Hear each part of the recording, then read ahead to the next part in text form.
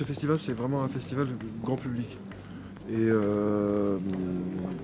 faire partager à des gens, au public, aux gens à tout le monde, moi ça m'intéresse plus que de faire partager à des professionnels. Ce que j'aime beaucoup, alors c'est marrant parce que c'est beaucoup moins le cas depuis avec Morte cette année et l'année dernière. Je regarde un petit peu, c'est que il y avait plus d'étudiants avant.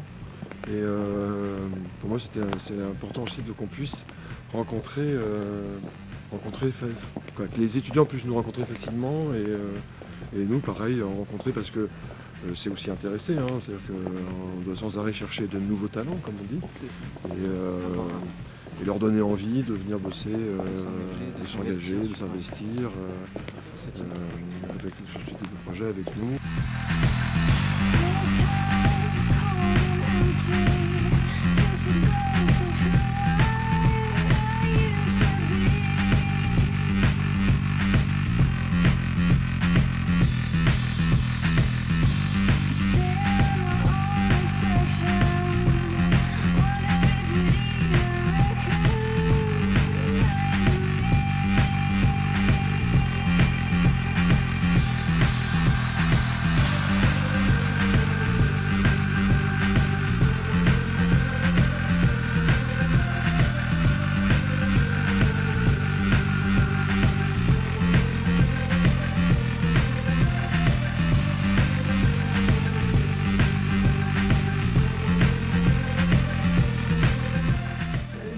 Bonjour, je m'appelle Christophe Héral et je suis compositeur de musique.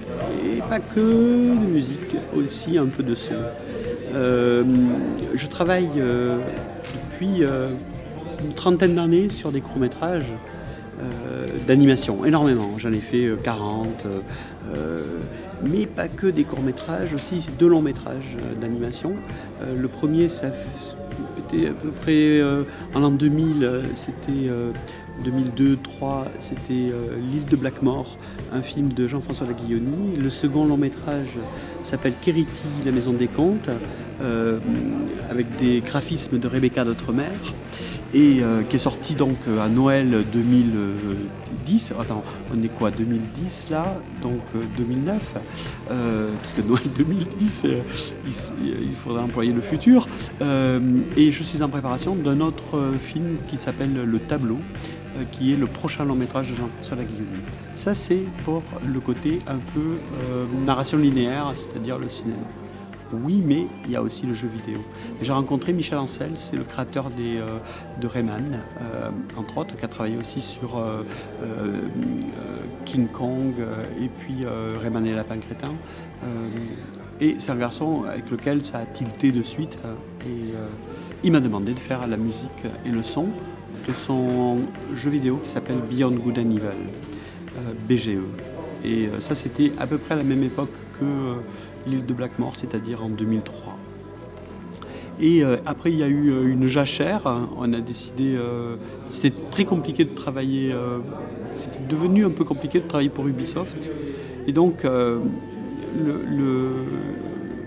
on peut à nouveau retravailler...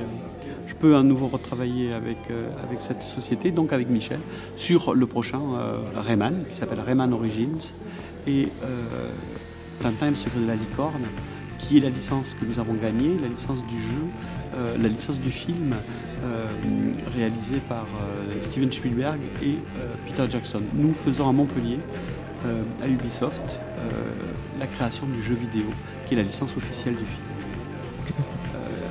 Je suis venu ici parce que Jean-Pierre Spiro m'a invité. Il m'a dit oh, ça me dirait vraiment, ça me ferait vraiment plaisir si tu pouvais venir et un peu nous expliquer aussi les dessous de la musique, la composition de la musique pour le jeu vidéo.